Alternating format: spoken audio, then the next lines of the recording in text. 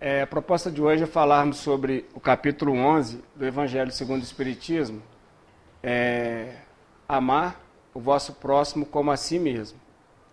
Kardec, ele intitula o primeiro item como sendo o maior mandamento. Lembrando que no Evangelho de Mateus, onde está registrado, o maior mandamento, no capítulo 22, do versículo 34 a 40. Então, antes desse episódio, no mesmo capítulo 22, tem uma situação que aconteceu antes de Jesus ter esse encontro com os fariseus. Kardec inicia aqui, então, dizendo, que os fariseus, tendo visto que Jesus havia calado os saduceus, se aproximaram dele para o tentar. Bom, antes da gente aprofundar aqui nesse item que Kardec trouxe,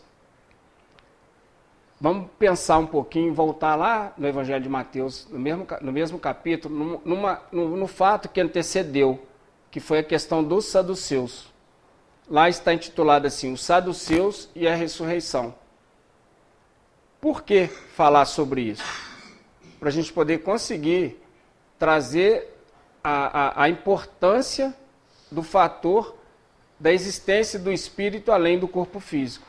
E, consequentemente, a pré-existência, qual a função de estarmos aqui, qual o motivo, e para onde iremos depois da partida aqui. O que aconteceu, então? Narra Mateus que os saduceus, naquele dia, se aproximaram de Jesus, alguns deles, e eles não aceitavam a ressurreição. Então eles disseram para Jesus assim: Moisés diz para que um homem casando-se e tendo falecido sem deixar descendente, que o seu irmão case com a viúva a fim de lhe deixar descendência. E entre nós havia 7 irmãos. O primeiro casou-se e não deixou descendência. O segundo, então, casou-se com a viúva e ocorreu a mesma coisa, não deixou descendência. Assim aconteceu com o terceiro, com o quarto, com o quinto, com o sexto, até o 7º. Morreu sem deixar descendência, os 7 irmãos. E logo depois, passando um tempo, morreu então a viúva. Eles então questionam Jesus. Dá para a gente entender que é uma história com letra E, ou uma parábola. É uma história aqui, que eles inventaram, e um número cabalístico para poder pegar Jesus, com a ideia que eles tinham. Eles vêm e trazem a seguinte pergunta para Jesus: qual deles casará ou será marido da mulher na ressurreição?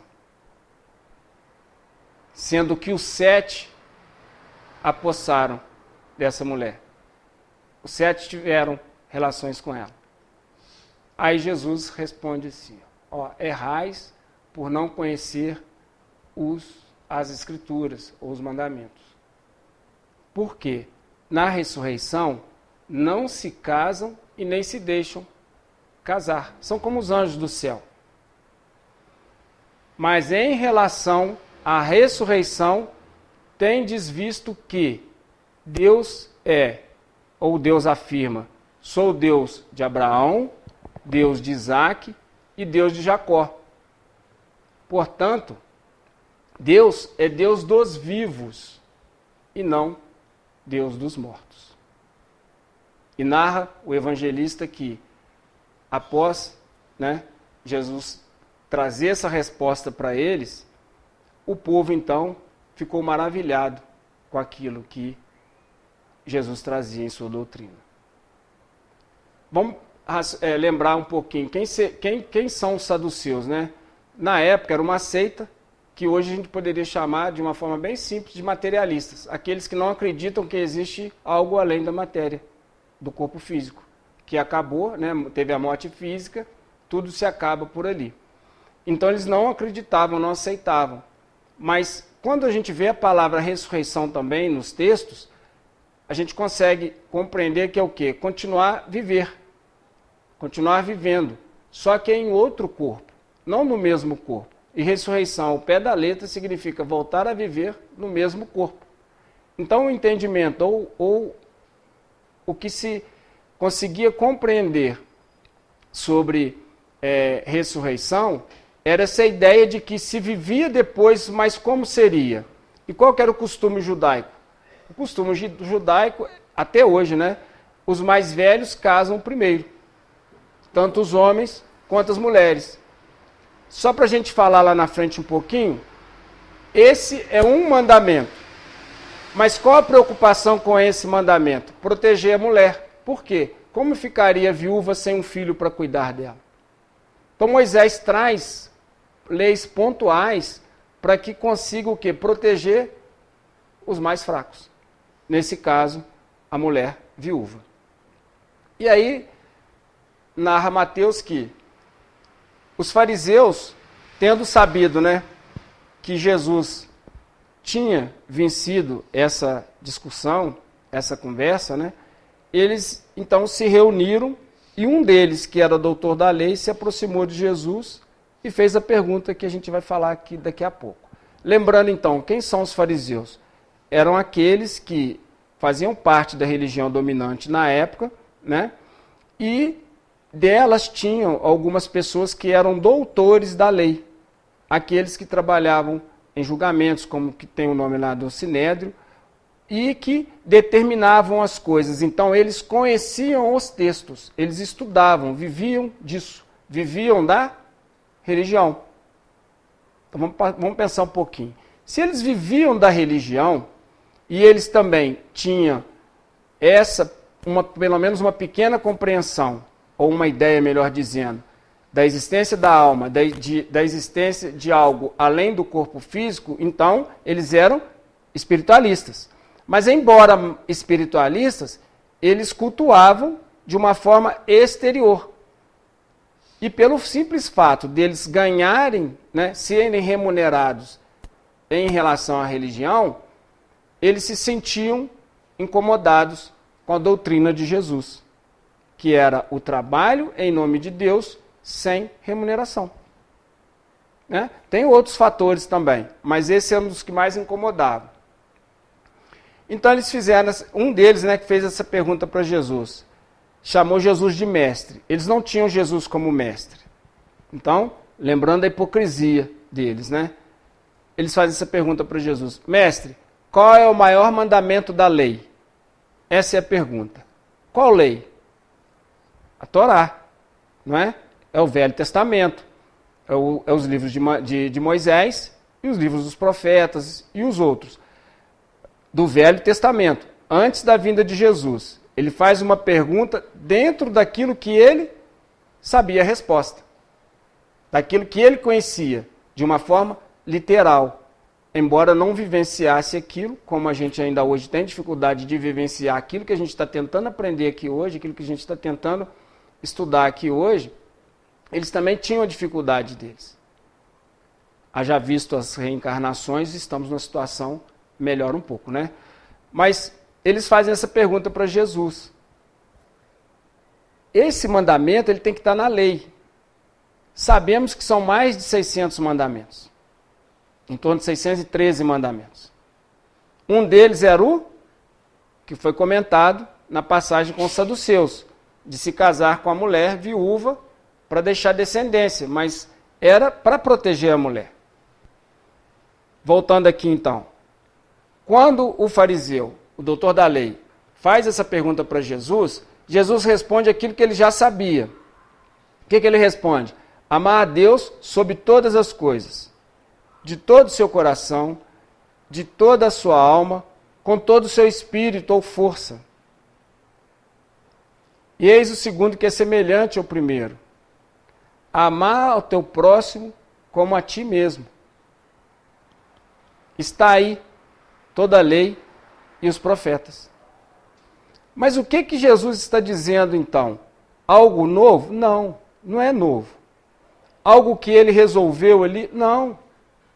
Aproximadamente 100 anos antes dessa conversa, alguns fariseus estudiosos já tinham chegado a essa conclusão, que poderia se pegar todos os mandamentos e resumirem em 2.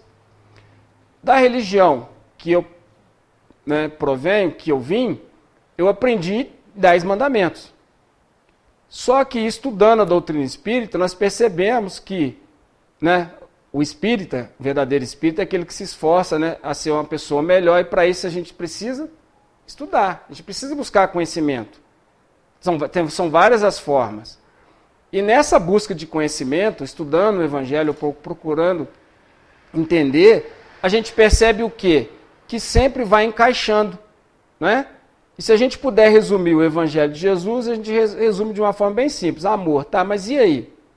O Emmanuel explica aqui no início, no Caminho, Verdade e Vida, a lei áurea, que é a lei máxima, que o único que conseguiu trazer de uma forma em plenitude a lei do amor foi Jesus. Então Jesus dá uma resposta que os próprios, parte dos fariseus, parte deles, já aceitavam. Muito poucos. Mas era uma situação que já tinham chegado no entendimento lá atrás. Por quê? Em vez de eu ficar preocupado com vários mandamentos, só esses 2 resolve o problema. Vocês lembram de mais algum mandamento? Visitar Jerusalém uma vez por ano, sempre que possível, nas festas de Páscoa, dos tabernáculos. São vários mandamentos. Se eu tiver um pecado muito grande, aí eu tenho que doar um animal, para ser sacrificado.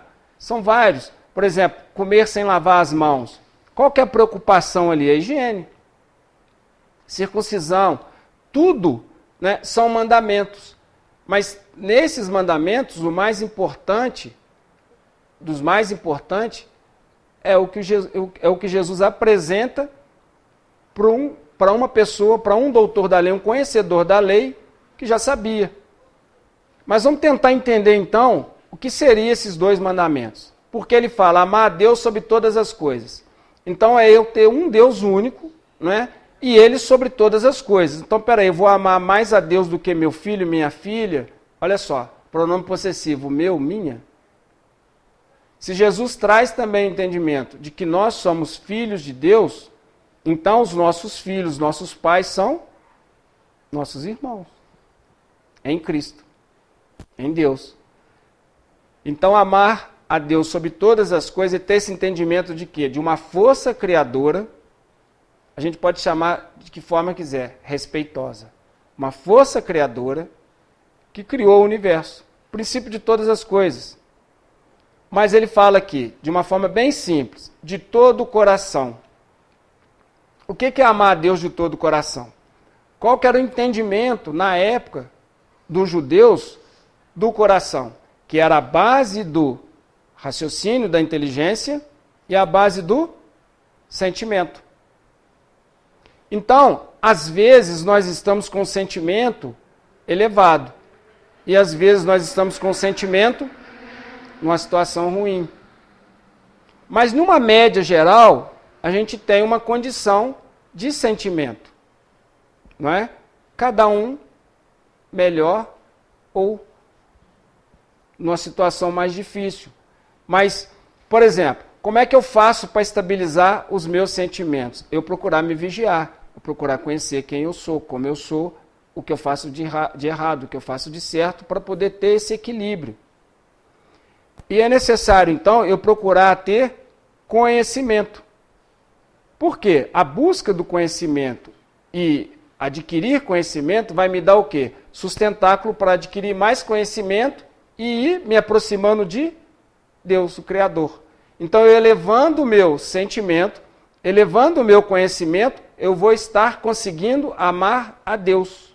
Por quê? Eu vou estar me aproximando de Deus. Eu vou estar recebendo aquilo que verte do Criador. Eu vou entrando em sintonia mais profunda com o Criador. O que é, então, amar a Deus de toda a alma? Se os judeus já tinham uma ideia da alma, mas não o conhecimento que nós temos hoje. Para eles, a alma estava ligada ao corpo. Então, o que é amar a Deus de toda a alma? É o indivíduo pegar e fazer. É colocar a mão na massa. É lembrarmos que a fé sem obra é morta. Então, é o indivíduo ir lá e fazer aquilo que deve ser feito. Se eu sei fazer, se eu posso fazer, se eu tenho disponibilidade de fazer, que eu faça. Eu não tenho que atribuir essa função para uma outra pessoa que pode estar fazendo outra coisa. Então, é eu ser útil. Vou dar um exemplo muito simples. O exemplo da ambulância. Passa uma ambulância, eu posso fazer alguma coisa? Posso. Pedir a Deus que ampare aquele que está sendo atendido, aquele que está atendendo, aquele que está dirigindo, os familiares. Isso é eu participar da ação. Se aconteceu na minha frente, eu procurar compreender, aprender a fazer para que eu consiga salvar alguém numa crise. Ah, então todo mundo tem que estudar medicina. Não, não é isso, não é medicina. Primeiro socorro, eu tentar ser útil. Para quê? Para que eu promova algo de bom para alguém. E aí eu vou estar promovendo algo de bom para mim também. Mas o que é amar a Deus também de todas as suas forças ou com todo o seu espírito? É com tudo aquilo que eu tenho de poder. Aquilo que eu tenho de influência em relação às pessoas, aquilo que eu tenho de influência em relação a cargo, a posição na sociedade, e também em relação à minha saúde. O que eu posso fazer? Se eu posso ficar, se eu posso fazer uso da minha saúde de uma forma positiva em relação a outra pessoa, que eu faça. É eu usar tudo aquilo que eu tenho de dinheiro para promover o bem. Nunca para promover o mal. Quando eu me afasto disso, quando eu vou agindo de forma antagônica, eu vou estar me afastando também de Deus. Vou estar deixando de amar a Deus. Então, para que eu consiga fazer de uma forma concreta, é necessário que eu me equilibre, que eu procure aprender mais. É necessário que eu vá e faça, não espere que os outros façam, a não ser em determinadas circunstâncias, e que eu use tudo aquilo que eu tenho, o dom da palavra, a força, a influência moral ou poder aquisitivo para promover o bem. Mas como que eu vou fazer isso em relação a Deus? Se isso é amar a Deus sobre todas as coisas, de todo o coração, de toda a sua alma e de todo o seu espírito. Aí Jesus completa: amar o próximo como a si mesmo. Então a única forma que eu tenho de amar a Deus é amando o próximo. E o questionamento nosso muitas vezes é: quem é o nosso próximo, Onde está o nosso próximo? Se nós fazemos do outro o nosso próximo, ou se a gente espera que o outro se torne o nosso próximo. Quem seria o nosso próximo, então? Dois espíritos fazem um comentário nesse estudo de hoje que a gente está usando. É um comentário do espírito Lázaro e de Fênelon. Lázaro faz um comentário, de que o nosso próximo é a humanidade inteira. Então não precisa a gente ficar preocupado em sair da humanidade. Não, é a humanidade inteira. Toda vez que eu tiver a oportunidade de fazer algo por alguém, que eu faça, esse é meu próximo. Mas a princípio, meu próximo são aqueles que convivem comigo, porque estão comigo mais tempo. Mas meu próximo também é aquele que em determinado momento eu sei uma notícia dele. Então eu oro. Eu não escandalizo. Eu faço do saber desse conhecimento o quê? Algo produtivo. Não algo que vai denegrir, que vai escandalizar. Porque eu vou ser responsável pelo escândalo. Então vou estar deixando de fazer pelo próximo aquilo que eu gostaria de fazer por mim mesmo. Ou que os outros fizessem para comigo. Kardec traz aqui no item 2: fazei aos homens tudo o que quereis que eles vos façam, porque é a lei e os profetas. Está no capítulo 7 versículo 12 do Evangelho de Mateus. Mas antes disso, Kardec trouxe esse item. Esse item. Fazei aos homens tudo o que quereis que eles vos façam, porque é a lei e os profetas. O que ele está dizendo aqui? Para a gente fazer, ter atitude. Ele não fala que não faça. Não, ele fala assim, faça o bem. Ele propõe para a gente a ação. Mas antes disso, né, antes desse versículo, tem alguns que eu gostaria de citar.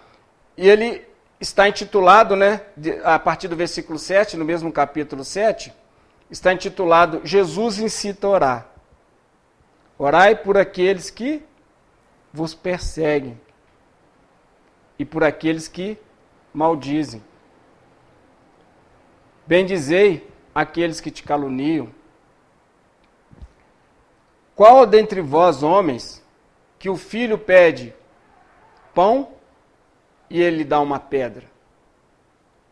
Ou qual de vós, homens, que o filho pede um peixe e ele lhe dá uma serpente ou uma cobra? Vós que sois maus, sabeis dar boas dádivas aos vossos filhos, que dirá vosso Pai que está no céu? Aí Jesus encerra assim: fazei aos homens tudo o que quereis que eles vos façam. É a lei e os profetas. Então está escrito, antes da vinda de Jesus, já. Então, para que eu consiga algo de bom, eu tenho que fazer. Ele incita a orar. Vamos orar, mas vamos fazer, não é?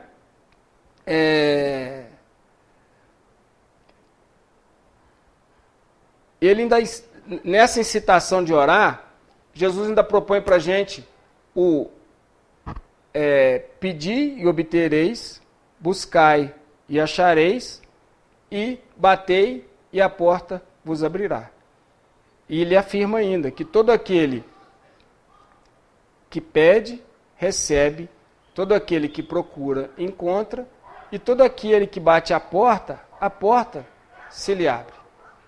Então ele vem pedindo, propondo para a gente sempre a ação. E para a gente conseguir aquilo que a gente está pedindo, buscando, né, é necessário que a gente faça para o outro também. Dentro das nossas possibilidades.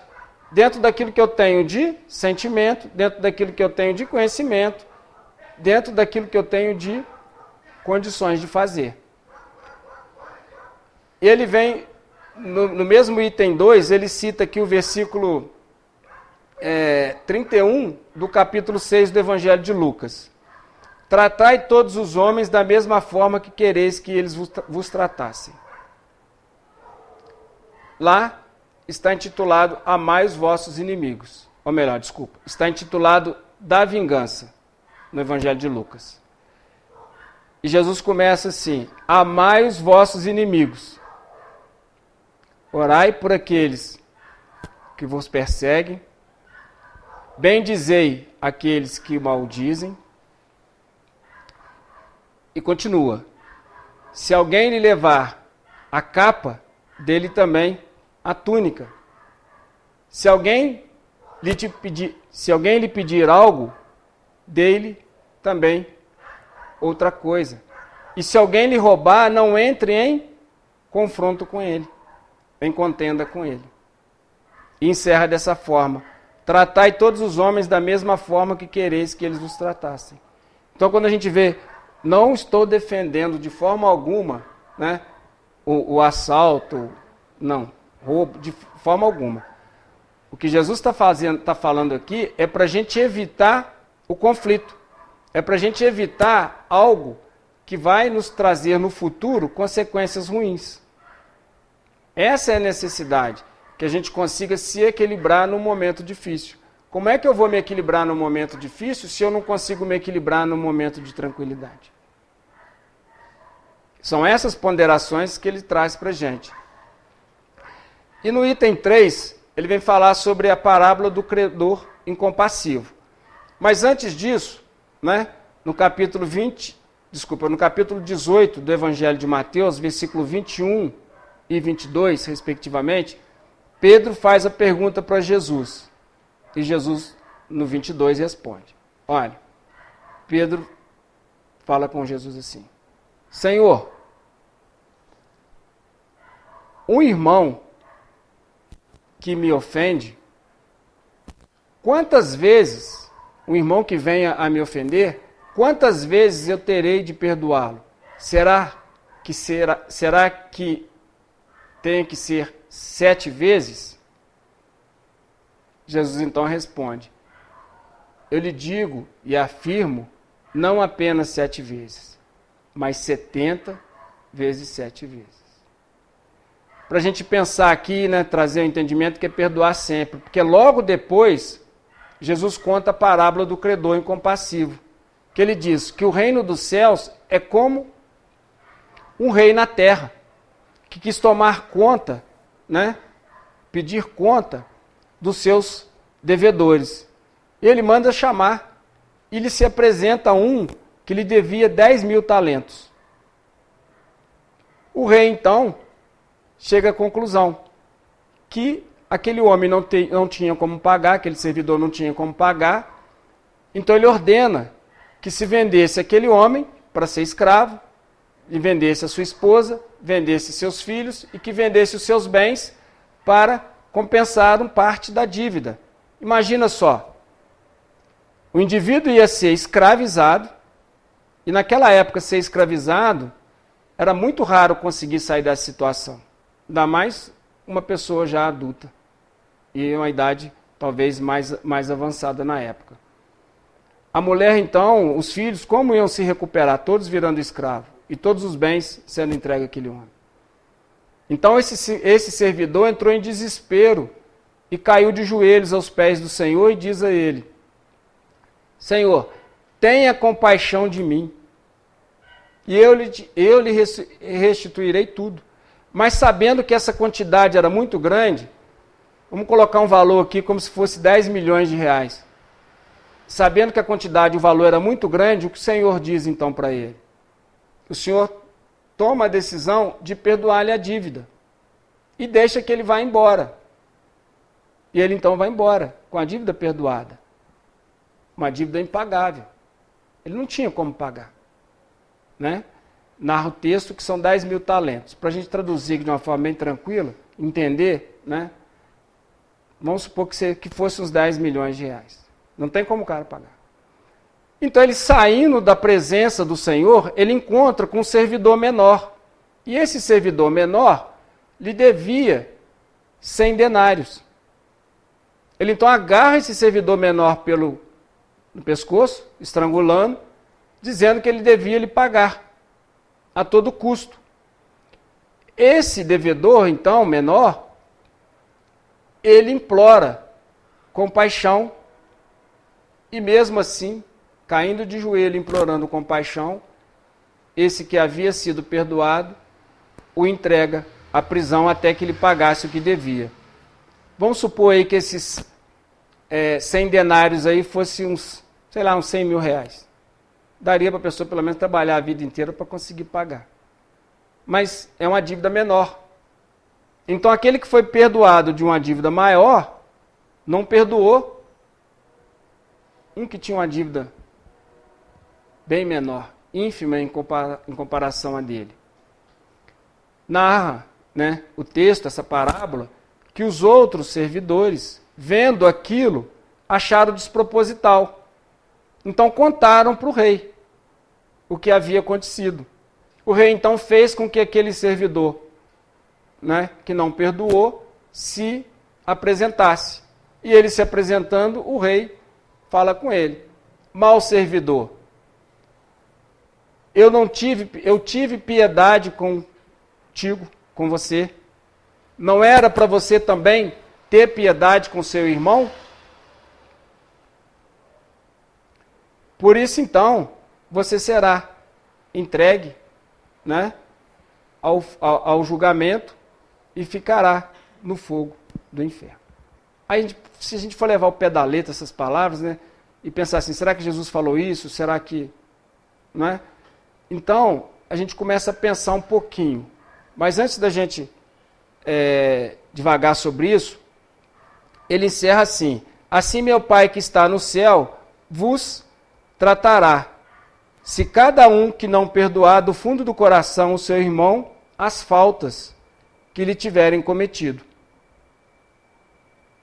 Então Jesus encerra dessa forma. Mas como é que é essa situação, então, de entregar, de colocar, né, alguém numa situação de sofrimento ou numa situação de inferno?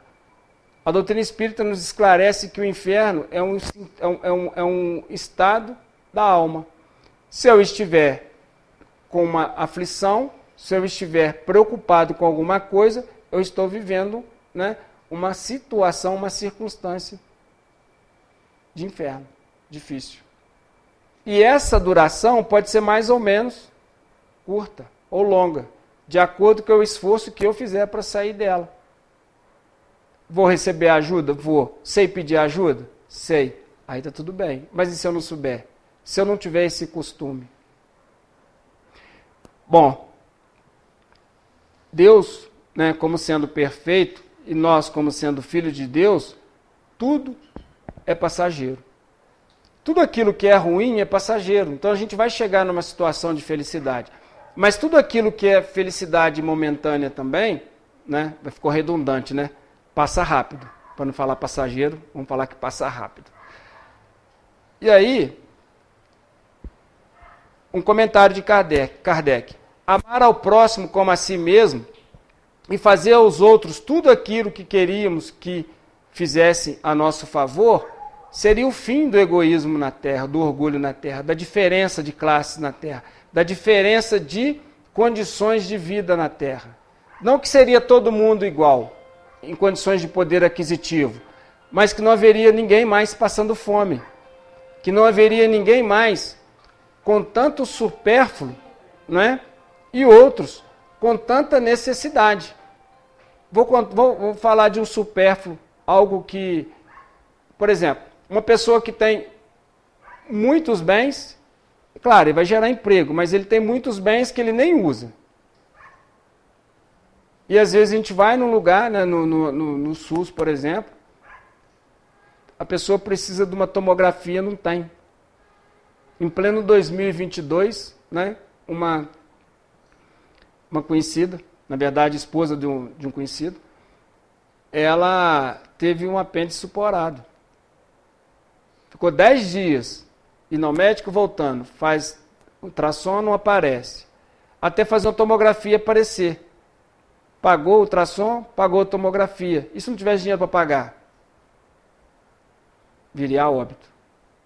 Então, olha a discrepância. Deveria ter, né, se fôssemos, né, se nós trabalhássemos para isso, na nossa sociedade, seria melhor. Mas é necessário que a gente trabalhe isso em casa, no cadinho do lar. Para que as nossas crianças, para que os adultos de hoje fosse melhor, seria necessário que no passado, elas, quando crianças, tivessem sido bem trabalhadas. Para que no futuro seja melhor, é necessário que hoje a gente trabalhe as nossas crianças. Para que sejam pessoas de bem, que sejam pessoas honestas.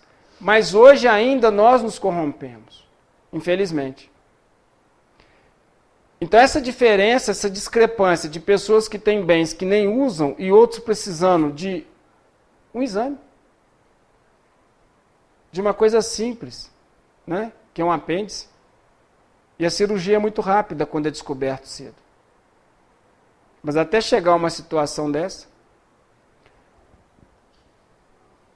Então, nosso mundo, ele será melhor realmente, mas quando a gente começar a praticar essas máximas. Isso é o tempo todo. Todas as situações que ocorrerem em nossas vidas, a gente começar a pensar, raciocinar. Será que eu devo fazer ou não fazer isso? Muita gente fala assim, se fosse Jesus, o que faria? Eu não penso assim, né? Eu entendo dessa forma. O que Jesus espera que eu faça? Erro, mas eu tento acertar. É isso que nós devemos fazer. A gente vai continuar errando, mas que a gente tem que tentar, né, ir acertando. O espírito, então, Lázaro, vem e faz o comentário aqui no item 8, Lei do Amor, do Evangelho segundo o Espiritismo. O amor resume inteiramente a doutrina de Jesus, porque é o sentimento por excelência. E os sentimentos são os instintos elevados à altura do progresso. Como é que nós começamos? Todo mundo, né? Vamos dizer que nós começamos do zero. Mas nós começamos ali a desenvolver o instinto. Quando a gente atinge a capacidade de raciocínio, nós tendemos a deixar o instinto. Tem muita gente que dá soco, dá cotovelada e fala instinto. Gente, que isso? O instinto, né, é necessário para que a gente sobreviva.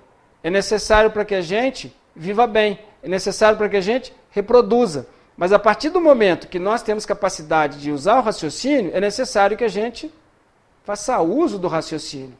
E todo mundo aqui, sem exceção, a humanidade, ela passa por um período de instinto, entra no raciocínio e passa a ter sensações, até chegar ao sentimento. O amor, então, é o ápice do sentimento. Então, cada um, que já foi falado aqui, cada um vai conseguir fazer uso desse sentimento de amor de uma forma mais ou menos completa, mas ainda muito longe da perfeição. Mas é um caminho. No seu início, o homem tem apenas instinto, mas mais avançado e corrompido, tem só sensações, mas instruído e purificado tem sentimentos. Instinto, começamos a ter raciocínio, começamos a fazer escolhas. Dessas escolhas, fazemos escolhas boas e escolhas ruins. Das escolhas ruins, nós temos sensações. Das escolhas boas, nós vamos desenvolvendo o sentimento. Mas ainda ficamos presos às sensações. Por quê? São prazeres passageiros. Ele continua aqui então. E o ponto delicado do sentimento, né, que já foi falado, é o amor. Não o amor no sentido vulgar do termo, mas aquele que irradia, aquele que liberta, aquele que transcende a humanidade. E transcender a humanidade é o quê? É um sentimento acima da média da humanidade. Porque a humanidade hoje, encarnada ou desencarnada no planeta Terra, é a humanidade em direitos de transição de um mundo de provas e expiações para um mundo de regeneração. Não é uma humanidade que tem um sentimento ainda merecedor de regeneração, de ter tranquilidade, de não precisar ter grades nas janelas, de não precisar ficar inseguro para sair às ruas, de não precisar ter um corpo pesado, com problemas na coluna, né? Com um corpo pesado, às vezes, com problema com doenças graves, doenças autoimunes, câncer. Então, são doenças que nós criamos lá atrás. A causa está lá atrás. Isso é um efeito.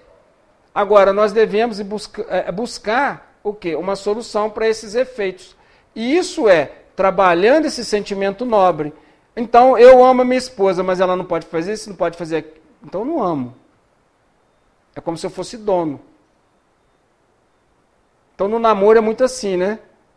Minha namorada, meu namorado, e aí um quer mandar no outro. Não, gente, não vai muito longe. Nós somos, né? Somos livres. Somos independentes. E o amor é isso. Ele liberta, ele não prende. Por isso Deus nos dá o quê? O livre-arbítrio, a escolha. De escolher quando nós vamos despertar. Mas um dia iremos despertar. Feliz aquele que, ultrapassando a sua humanidade, né? Então, feliz daquele que consegue amar mais do que a humanidade. Por quê? A Terra está num processo de evolução. Eu estou no processo de evolução. Cada um de nós está no processo de evolução. A Terra está indo. Eu acompanho a Terra ou eu vou ficando para trás. Ou eu tenho a opção também de passar a Terra. É uma escolha. Eu continuo mediano, eu tento a me melhorar. Então, o que ele fala, feliz daquele que transcende o amor da humanidade. Que o amor da humanidade ainda é material. Aí alguém pode dizer assim, tá, e o amor de mãe? muitas vezes é possessivo, porque a mãe muitas vezes quer que o filho dela seja atendido primeiro. Mas e o filho da outra mãe? Todo mundo não é filho? Eu não sou mãe, sou pai. Mas não tem os outros pais? Nós não temos que desenvolver esse amor? Então devemos desenvolver o amor não só por aquele que é consanguíneo nosso ou que vive no mesmo teto, mas daquele que vive, pelo menos no mesmo planeta. A humanidade inteira. Então, quando Jesus pronunciou a palavra divina amor, ele fez estremecer os povos, e os mártires ébrios de esperanças desceram ao circo. Então, por que as pessoas se deixaram levar ao circo? Por que elas se reuniam numa época que era proibido o seguidor de Jesus, ou chamado cristão já, se reunir? Por que era proibido? Porque ele pregava algo que incomodava. O que incomodava? Aqueles que tinham poder. Incomodava aqueles que estavam dominando. E continuam ainda dominando o planeta. Mas por que se reuniam então? Porque era proibido. Mas mesmo assim, por que se reuniam se sabiam que sendo presos eles iam ser levados à morte, se não abdicasse o Cristo? E muitos foram levados, né? Compreendendo que a terra, esse momento aqui, é passageiro. Que teremos o quê? Um futuro melhor. Qual será esse futuro? Desse corpo? Não. Futuro deu, Robson, individualidade, né? Que não perece, nunca acaba. Está destinado, está, né, fadado a ser feliz, a ser um espírito puro, cada um de nós. Então o Espiritismo, a seu turno, vem trazer o quê? Essa palavra do alfabeto divino. Qual palavra? Reencarnação. É por isso que eu fiz questão de falar sobre os saduceus. Porque Jesus vem e fala de amor, de uma forma bem clara. Fala também de reencarnação, mas de amor ele fala de uma forma bem clara. A doutrina espírita vem e traz o quê? Aquilo que Jesus falou sobre reencarnação e ainda de uma forma mais clara, como um consolador prometido. Ele continua aqui. Estais atentos, porque esta palavra ergue a pedra dos túmulos vazios da reencarnação, triunfando sobre a morte, revela ao homem o maravilhoso, o seu patrimônio intelectual. O que ele está falando aqui que eu li rápido? Que com a reencarnação nós temos o quê? O entendimento, o conhecimento de que tudo aquilo que a gente adquiriu, nós não perdemos. Tudo que nós desenvolvemos de virtude, nós não perdemos. Tudo que nós viermos a aprender, a desenvolver como virtude, jamais perderemos. Tudo aquilo que nós aprendemos com conhecimento, nós não perdemos. Tudo aquilo que a gente for conhecendo, né, ou diurnamente e futuramente, vai ser mantido conosco como herança. Aí alguém pode dizer assim, mas por que a pessoa, né, tem pessoas que não tem conhecimento de nada? São analfabetas de tudo. Embora às vezes, né, tenham frequentado a escola e tenham dificuldade. São situações em que o próprio espírito provocou de ter limitações de atividade do espírito. Não que o espírito tenha perdido, mas que o corpo não permite que o espírito manifeste esse conhecimento. Nós, encarnados nesse corpo terreno, nós não temos condições de exprimir todo o nosso conhecimento. Porque nós não aprendemos a fazer uso do nosso corpo, a fazer uso do nosso cérebro. Ele está em desenvolvimento, o corpo carnal, mas nós ainda estamos em desenvolvimento no sentido de saber fazer uso dele. E aí ficamos presos onde? Nas sensações. Então é muito mais fácil eu assistir um futebol, é muito mais fácil eu xingar, do que eu buscar a ler um livro bom, a ter uma conversa sadia, a ficar num ciclo de que vai trazer o quê? Uma coisa produtiva. Então eu tenho que sair do mundo das sensações e partir para o mundo dos sentimentos. E buscar enobrecer esse sentimento, até que ele se torne realmente o amor. E a doutrina espírita, ela traz para a gente esse entendimento também de que nós podemos renascer num corpo masculino ou num corpo feminino, né? E que isso, além de nascer em corpo com sexualidade diferente, nós podemos nascer em corpos com cores diferentes, em nacionalidades diferentes. Imagina o teor, né, a quantidade, o quantitativo de conhecimento linguístico que nós temos, de comunicação. E o progresso da humanidade vem através da comunicação. E essa comunicação é feita de uma forma mais ou melhor expressiva através do comércio, não das guerras. Não o comércio toma lá da cá, não. É o comércio assim, olha, eu faço e recebo por aquilo que eu fiz. Eu tenho, eu vendo aquilo que eu tenho com preço justo. Eu vou adquirir um produto, adquiro com preço justo. Eu fazendo isso, né, fazendo aquilo que a lei humana me propõe a fazer de uma forma correta, eu vou promovendo um ambiente no mundo mais correto. Consequentemente, eu vou promovendo no mundo a presença de espíritos benfeitores de uma forma mais frequente.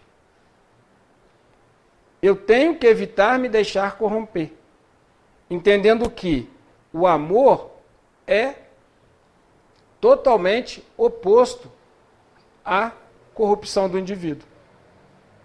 Porque a nossa corrupção está presa, né, às nossas sensações. Sensações de estar melhor do que o outro, sensação de provar que é melhor do que o outro, que está com a razão.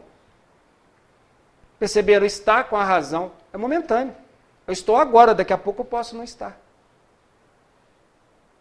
Ou posso nem estar e meu orgulho me coloca numa condição, ou me deixa achar que eu estou numa condição de estar com a razão. Eu entender o lado do outro, como eu gostaria que o outro fizesse comigo, aí eu vou começar a fazer diferente. Será que eu gostaria que o outro fizesse isso comigo? Eu me colocar no lugar do outro? A gente esquece disso, por quê? A gente fica preocupado com as coisas lá na frente, não com o momento. Muitas vezes a gente está aqui, no centro, pensando em outras coisas que vão acontecer depois.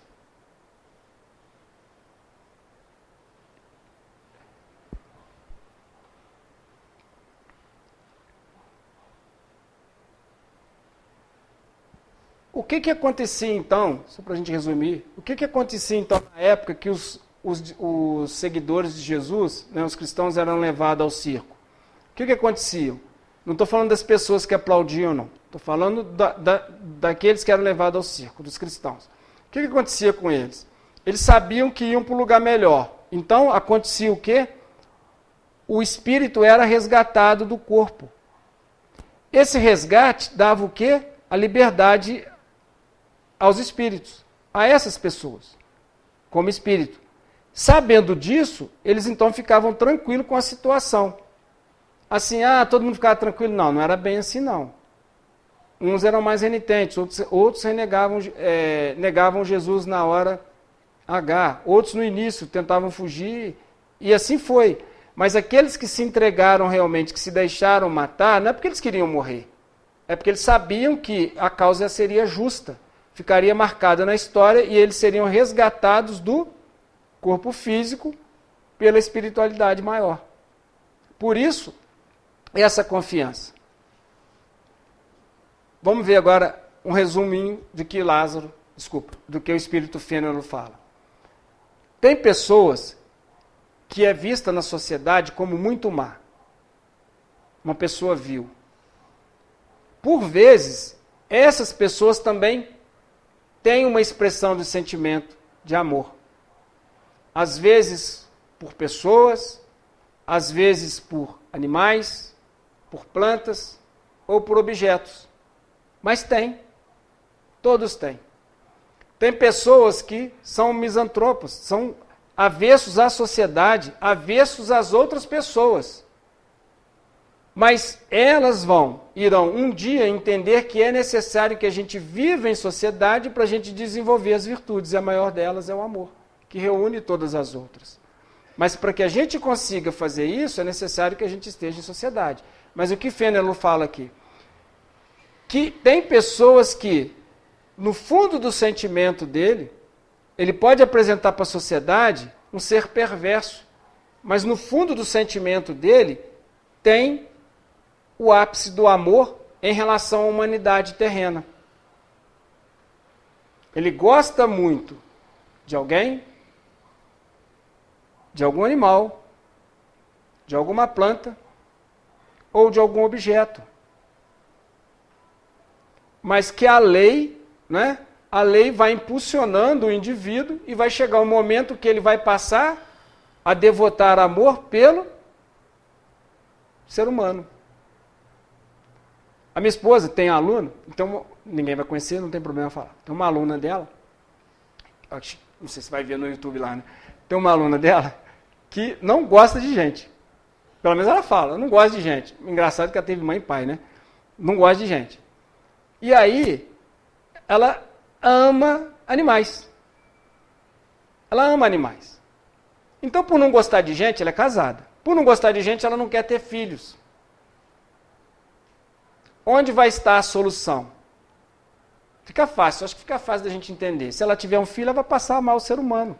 Porque ela não consegue ainda amar o esposo. Mas ela vai conseguir amar o filho. Não é verdade? Mas e se ela não tiver filho? Ela vai sentir falta depois. Vai fazer falta. E a humanidade está carente dessa prole, dessa reprodução normal, natural. Porque as pessoas estão deixando de ter filhos. Estão ficando dependentes de outras pessoas que não são consanguíneas. Isso é um fator. É uma situação. Não tem como negar. Então, qual que era a melhor escolha? A Ana já falou para ela. A melhor escolha é ser mãe. E aí ela vai passar a amar o ser humano. Muito obrigado por me ouvirem. Jesus abençoe e ampare a todos.